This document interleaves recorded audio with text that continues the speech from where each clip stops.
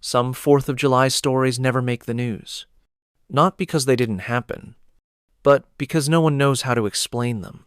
It's not always explosions in the sky you need to worry about. Sometimes, it's what's standing in the crowd, just quiet enough to go unnoticed. This next story takes place in a neighborhood just like yours, until someone lit the wrong sparkler, and something old came back to watch. You're listening to Whispers Between Worlds. We upload horror every night. Stay with us.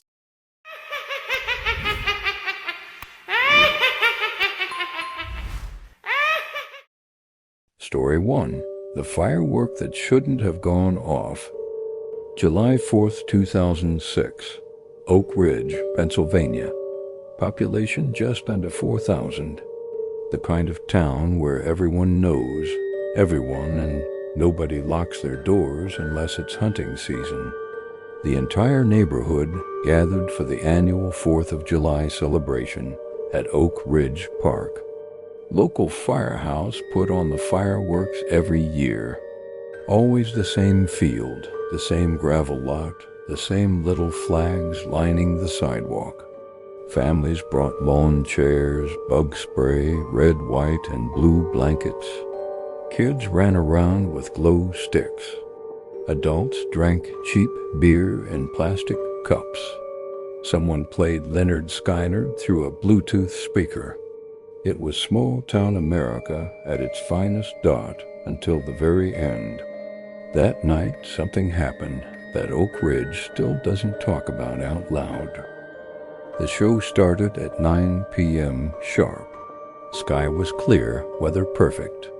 20 minutes of your usual bursts, willows, rings, starbursts, the big red finale that rained sparks like a waterfall. The crowd applauded, clapped, and started packing up their coolers. Everyone figured that was it. But at 9:27 p.m., a single firework launched from the field. No announcement, no warning. Just a high-pitched whistle that drew every head back to the sky. Except it wasn't like the others. No color, no pattern. Just a blinding white flare that rose high, froze midair, and came crashing straight down. Not drifted, not exploded. Dropped, like gravity, remembered it existed. It hit the field with a dull thud. No boom, no crackle. No smoke, just silence. At first, no one moved. Everyone thought it was part of the finale gone wrong. Then some of the kids ran toward the impact site. 3 of them, only 2 came back. 9-year-old Marcus Tremble wandered further than the others. He said he saw something in the crater, something smooth and shiny, like a black egg. Thought it was a part of the firework. He reached out, and the second his fingers touched it, he collapsed. No scream, no sparks. Just a sharp inhale, and then silence. They called 911. EMTs were there within minutes. They found Marcus lying next to the crater, eyes wide, pupils dilated, lips trembling. Unconscious, but twitching like he was seizing. He wouldn't respond, wouldn't blink, wouldn't move until they lifted him onto the stretcher. Then, with a voice barely louder than a breath, he muttered, "It has no eyes, but it saw me." He said it again, and again, and again, until they sedated him. Doctors found minor burns on the soles of his feet, as if he'd stepped on a hot plate, except his shoes were still on when he collapsed. The park was sealed off. The show he'd touched disappeared. Local authorities claimed it was never recovered, but a ranger later told Marcus' father in private. There was something there, glassy, warm, didn't match any firework compound I've ever seen. He said it pulsed when they touched it, and then it was gone. Vanished overnight. No photos. No report. Just scrubbed. Marcus didn't speak again for over 6 months. When he did, his voice was lower, like it aged 10 years. He wouldn't sleep without every light on, and any time someone lit a firework, he'd scream and curl into a ball. He never told anyone what else he saw in the crater, except once to his older sister. He said, "It wasn't a firework. It was something coming back." Ever since that night, Oak Ridge has had power glitches every 4th of July. Street lamps flicker. TVs stutter. Animals hide. And every year, someone reports seeing a figure standing alone in the empty field where the firework landed. Always after the last firework, always facing the sky, never moving. Some say it's Marcus. Others say it's whatever came down with that white flare. And if you listen close enough, long after the final boom, you might hear a voice say, "It has no eyes, but it still sees you." That firework didn't come from Earth. But the next one? It came from somewhere much closer our own neighborhood. Story 2. The Man Behind the Sparklers. July 4th, 2011, Sterling Pines, Ohio. A quiet cul-de-sac tucked between cornfields and overgrown woods. The kind of place where kids still ride bikes and packs and everyone knows whose dad grills best. That year, the Jenkins family hosted the block party. Bounce house in the yard. Kids in red, white, and blue swim trunks. Coolers packed with soda and beer. Every house had SPARS. Romang candles. A few illegal mortar someone drove down from Indiana. Fireworks weren't scheduled until 9:30, but people started lighting sparklers as soon as it got dark. And that's when they saw him. He didn't look like he belonged. Not weird enough to cause a scene, just out of place. Tall, thin. Maybe late 50s. Wore a wrinkled navy jacket and jeans despite the 80-degree heat. No drink. No plate. No shoes. He stood at the corner of the street, watching. Just watching. And in his hand, a lit sparkler. One of the long ones. Burning slow. Except he never moved. Never blinked. Never looked away from the children. At first, the adults laughed it off. Probably somebody's uncle. Maybe a neighbor walking through. No big deal. Until a woman named Meredith walked up to him, offered him a plate of food, tried to make small talk. She said he didn't answer, didn't smile, just held out the sparkler like it was a gift. Meredith backed away. She said the closer she got, the colder it felt, like she stepped into a refrigerator, and when she blinked, he was gone. People searched the cul-de-sac. No one saw him leave. No one heard a car. He wasn't on the cameras. But then one of the kids' 7-year-old Cam started crying. Said the man was whispering in his ear during the fireworks.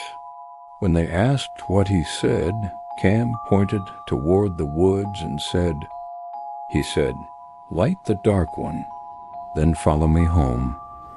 That's when things got strange. Cam disappeared the next night, went missing between dinner and bedtime. Back door unlocked. Flashlight gone. They found him just before dawn, walking barefoot down the same street. Eyes wide, hands burned. He was holding a half-melted sparkler. They took him to the hospital. He kept saying the same thing over and over. He's still burning. He never went out. Doctors said it was stress, a trauma response.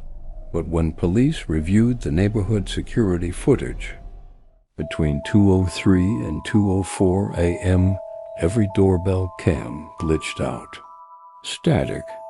Then one frame, captured on a single porch, a man standing still, thin, barefoot, holding a single glowing sparkler.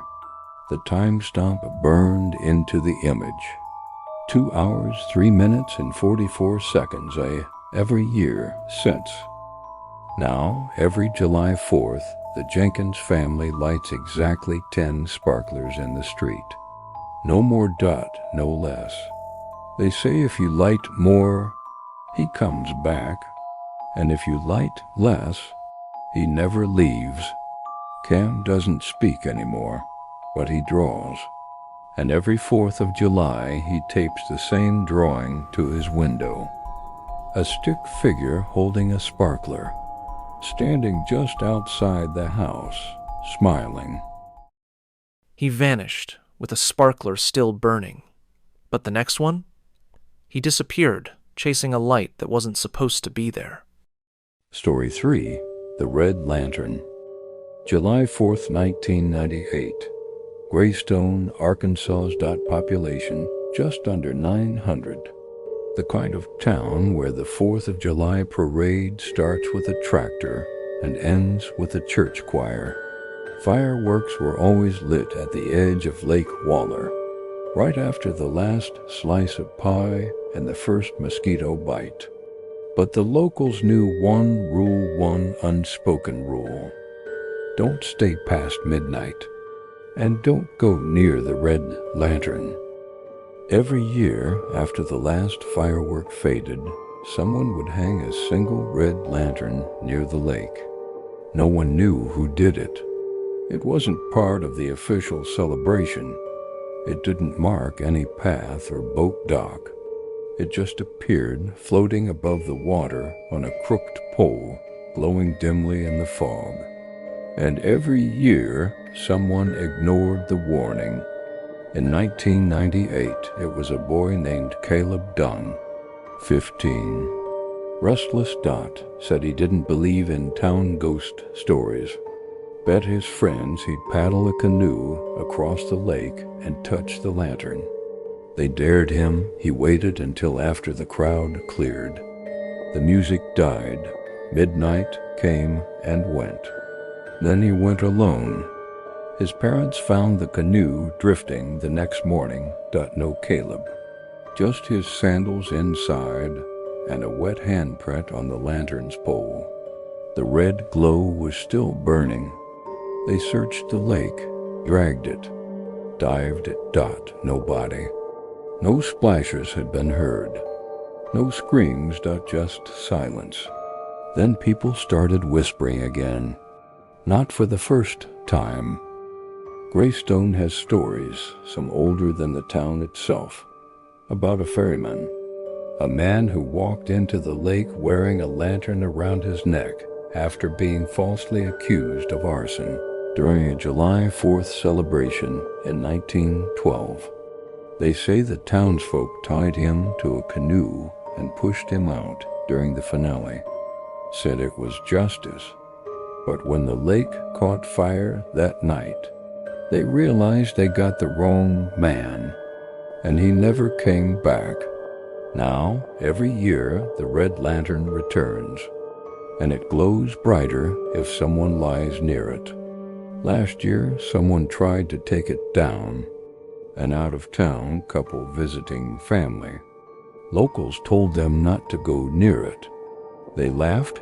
Called it swamp superstition. That night, they went out on a rowboat. Only one came back. The man was soaking wet. Didn't remember rowing. Didn't remember falling. Only thing he said was, "I saw something under the boat, walking on the lake bed, holding a lantern in its mouth." The woman was found days later, 40 miles downstream. Hands blackened, eyes open, lungs full of mud. They ruled it an accident. But Greystone residents locked their doors the next July 4th. And this time, no one stayed past midnight. So if you're ever in Arkansas on the 4th, and you see a red glow on the water after midnight, don't go near it. Don't try to touch it. And whatever you do, don't make a promise you don't plan to keep. Because that lantern doesn't just burn, it remembers. The 4th of July is supposed to be loud, bright, safe. But some stories don't end with a bang. They end in whispers. A spark that never fades. A figure that never moves. A light on the lake that remembers every lie you told. This is Whispers Between Worlds. We upload horror every night. So next time you're watching the sky explode with color, just make sure nothing's watching you from the dark below. See you tomorrow night.